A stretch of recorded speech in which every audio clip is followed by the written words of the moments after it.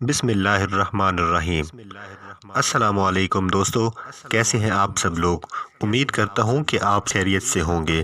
میرے YouTube channel پر آنے کے لیے میں آپ سب کا بہت مشکور ہوں۔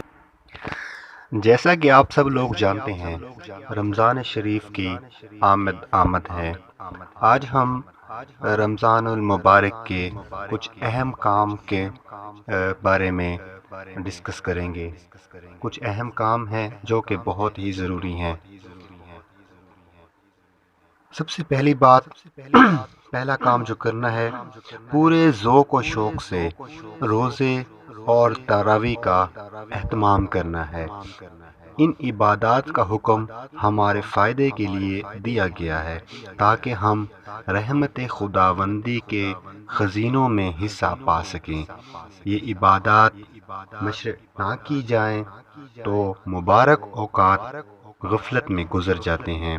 اب غفلت بھی ہو تب بھی محرومی نہ ہوگی۔ نمبر 2، مسجد میں تکبیر اولیٰ کے ساتھ نماز باجماعت کی پابندی کا اہتمام کیا جائے کہ کوئی نماز فوت نہ ہوگی، نہ جماعت چھوٹے گی۔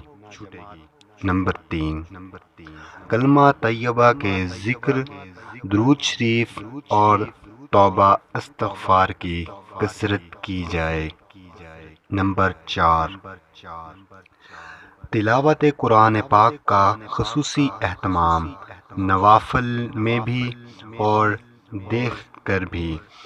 قیام نماز میں تلاوت سے ایک لفظ پر 100 نیکی اور نماز میں بیٹھ کر پڑھنے سے ہر حرف پر 50 نیکی کا ثواب ملتا ہے۔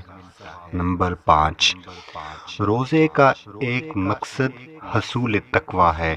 اگر گناہوں کو نہیں چھوڑا تو روزہ رکھنا گویا بے جان ہے۔ نمبر 6، نظر کو گناہ سے بچانا ہے، زبان کی حفاظت کرنی ہے، ہاتھ، پاؤں، حتیٰ کہ دل و دماغ کو بھی گناہوں سے روزے کو پاک اور محفوظ رکھنا ہے۔ جیسے کھانے پینے سے روزہ رکھ چھوڑا ہے کہ نہ کھائیں گے نہ پئیں گے، اس طرح گناہوں سے بھی روزہ رکھا جائے کہ روزہ رکھ لیا ہے، گناہ نہیں کریں گے۔ نمبر 7، مغفرت و رحمت خداوندی کے حصول میں ایک دوسرے سے بڑھنے کی کوشش کرنی چاہیے کہ اس ماہ مبارک میں مولا کریم اپنے بندوں کی مسابقت دیکھنا چاہتے ہیں۔ نمبر 8، بازار اور گھریلو کاموں سے جس قدر جلدی ہو سکے فراغت حاصل کر کے زیادہ سے زیادہ اوقات مسجد کے لیے فارغ کر لینے چاہیے۔ 10 دن کے اعتکاف کے علاوہ جتنا وقت بھی مل سکے مسجد میں گزاریں۔ نمبر 9، ماہ مبارک اگر اہل اللہ کی صحبت اور خدمت میں گزارنے کا اہتمام کر لیا جائے جیسا کہ ہمارے اکابر کا معمول تھا۔ نمبر 10، اپنے ملازمین کے لیے کام میں سہولت کرنا بھی مطلوب ہے۔ نمبر 11، اپنے پڑوسیوں، غرباء و مساکین کی خدمت، دلداری بھی اس ماہ مبارک کا خصوصی عمل ہے۔ حدیث پاک میں وارد ہے کہ ماہ مبارک میں حضور پاک صلی اللہ علیہ وسلم وسعہ میں بڑھ جاتا تھا۔ آپ چلتی ہوا سے بھی زیادہ سخی ہو جاتے تھے۔ افطاری میں غریبوں کو شریک کیجیے، مالی تعاون بھی کیجیے تاکہ وہ اطمینان سے رمضان المبارک گزار سکیں اور آپ ان کی دعاؤں کے مستحق بنیں۔ نمبر 12، اسلام کی سربلندی، علماء و مدارس دینیہ کی حفاظت، مظلوم مسلمانوں کی حمایت و نصرت کی خوب دعائیں کی جائیں۔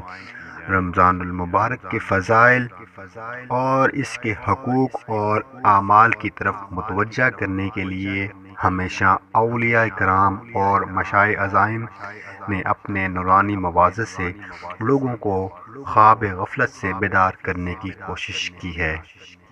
نمبر 13، موت کی تیاری کیجیے، کیونکہ جانے والے ہمیں یہ سبق دے کر جاتے ہیں کہ ہم تو جا رہے ہیں اور ہماری باری آنے والی ہے۔ ہم جو زندہ ہیں، اللہ تعالیٰ نے ہمیں ایک موقع عنایت فرمایا ہے کہ ہم موت کی تیاری کر سکیں۔ دوستو، نئے عزم اور دعا کے ساتھ رمضان المبارک کا استقبال کیجیے اور کوشش کیجیے کہ زیادہ سے زیادہ نیک کام کر سکیں۔ اس بات کی کوئی گارنٹی نہیں ہے کہ ہم آنے والے اگلے سال رمضان المبارک میں زندہ ہوں گے یا نہ ہوں گے۔ مجھے دعاؤں میں یاد رکھیے گا۔ ملتے ہیں اگلی ویڈیو میں، تب تک کے لیے اللہ حافظ۔